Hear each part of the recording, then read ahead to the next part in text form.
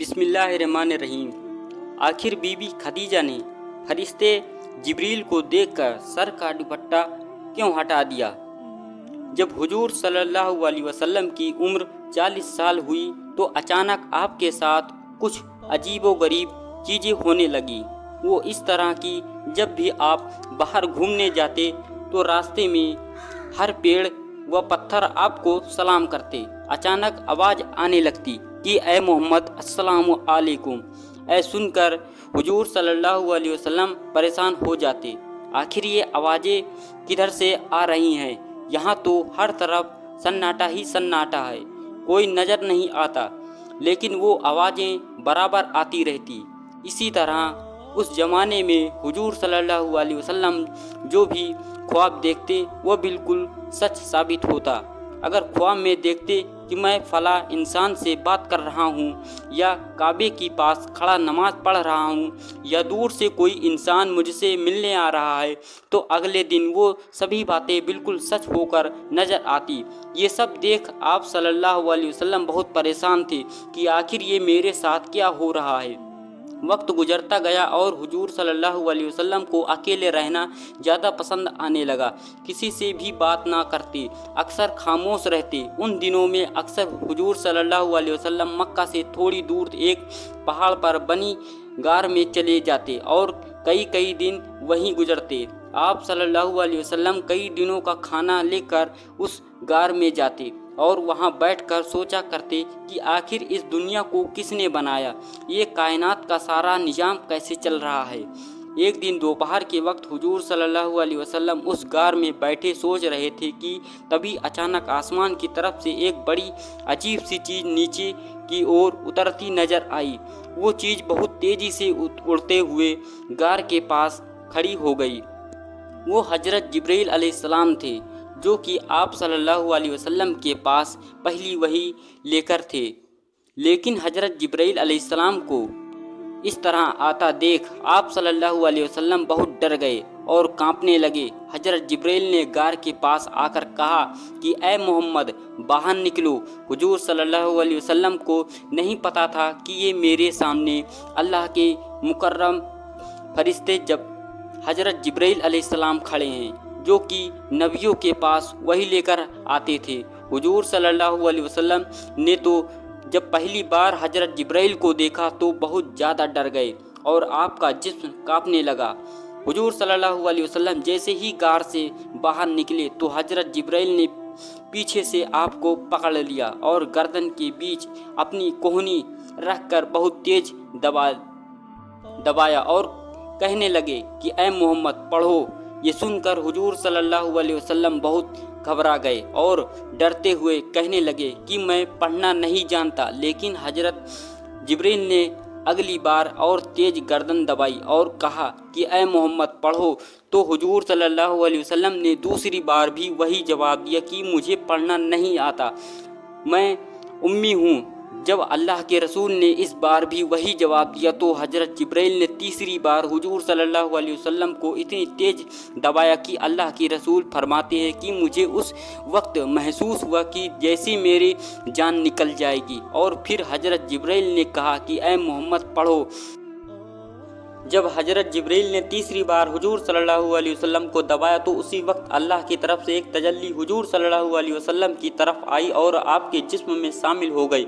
वो तजल्ली से एक ऐसी ताकत थी कि जिसकी वजह से हुजूर सल्लल्लाहु अलैहि वसल्लम वहीं के बोझ को बर्दाश्त कर लेते। वरना कुरान में अल्लाह ने फरमाया है कि अगर इस कुरान को हम पहाड़ पर भी नाजिल कर देते तो शायद पहाड़ भी इसे बर्दाश्त ना कर पाता और रेजा रेजा हो जाता। लेकिन अल्लाह ने हुजूर सल्लल्लाहु अलैहि वसल्लम को दिल का ऐसा मजबूत बना दिया था कि आप सल्लल्लाहु अलैहि वसल्लम आराम इस कुरान वहीं के बोझ को बर्दाश्त कर लेते। इसीलिए जब हज़रत जिब्रील अलैहिस्सलाम ने तीसरी बार हुजूर सल्लल्लाहु अलैहि वसल्लम को दबाया और अल्लाह की तजल्ली आपके दिल में शामिल हो गई तो अल्लाह के रसूल ने पढ़ना शुरू कर दिया। और फिर हज़रत जिब्रील ने सूरे इकरा बिस्मी की 5 आयतें पढ़कर सुनाई, जिनका मतलब है कि ए मोहम्मद पढ़ो उस अल्लाह के नाम से कि जिसने सारी कायनात को बनाया है और इंसान को खनक नाती मिट्टी से पैदा किया है। ए मोहम्मद पढ़ो, आपका रब बहुत मेहरबान है, कि जिसने कलम के जरिए इंसान को इल्म सिखाया और उसे वो बातें बताईं कि जो वो कभी नहीं जानता था। हज़रत जिब्रील ने हुजूर सल्लल्लाहु अलैहि वसल्लम को कुरान की वो आयतें पढ़ाई और फिर दूर हटकर खड़े हो गए। अल्लाह के रसूल उस वक्त जिब्रील को बहुत डरी हुई नज़रों से देख रहे थे।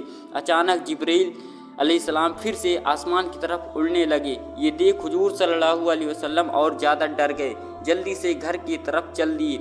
उस वक्त वहाँ पहाड़ पर कोई भी नहीं था, हर तरफ सन्नाटा ही सन्नाटा था। दोपहर का वक्त था और आसमान पर सूरज चमक रहा था। एक मासूम सा इंसान इस वीरान इलाके में खड़ा कांप रहा था। कोई उसे सहारा देने वाला नहीं था। उस इंसान को नहीं पता था कि आखिर ये फरिश्ता कौन है और मेरे पास क्यों आया है।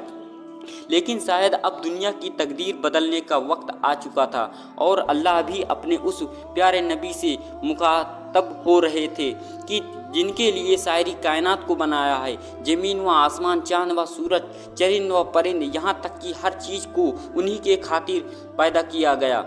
आज उस मासूम नबी को इस वीरान इलाके में सारी दुनिया को सही राह पर लाने की जिम्मेदारी दी जा रही थी।